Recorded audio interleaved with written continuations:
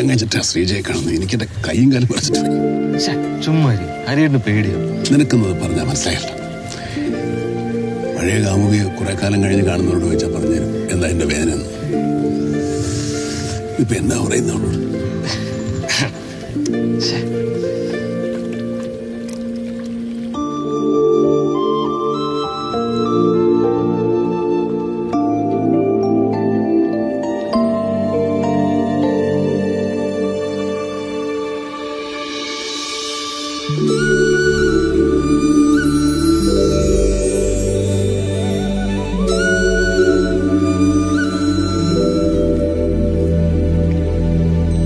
അമ്മ എന്നാ നടന്നോളൂ, ഞാൻ വരാം.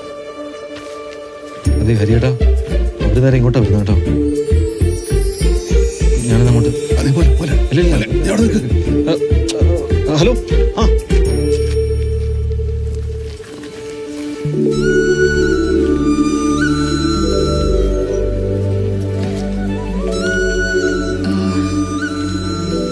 നെടിയെടുത്ത ഹരിയല്ലേ?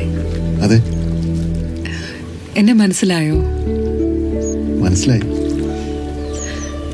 എന്നെ നോക്കി നിന്നതല്ലേ?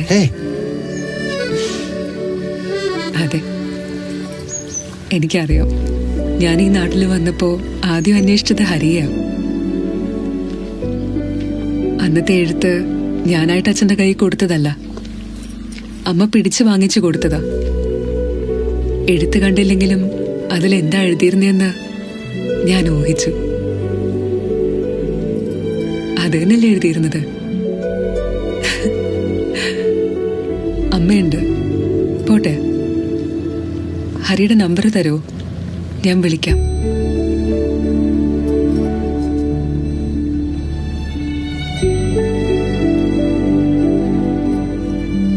പോട്ടെ.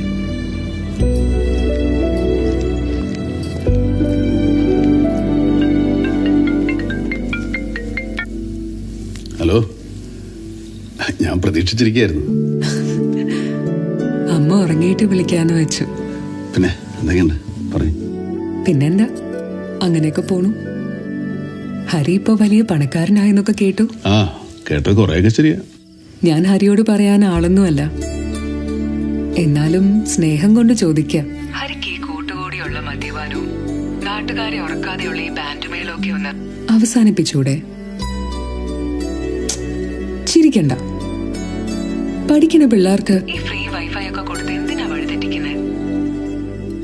എന്ത് ചെയ്യാനാ, ഇതുപോലെ സ്നേഹത്തോടെ പറഞ്ഞു തരാൻ ആരെങ്കിലും വേണ്ടേ? എന്നാ ഇനി കൂട്ടുകെട്ടൊക്കെ വേണ്ടാന്ന് വെക്കോ? ഓ ശരിക്കും? പിന്നെ സ്വയം നന്നാവാൻ തീരുമാനിച്ച ഉള്ള ചീത്തപ്പേരും പൊക്കോളും.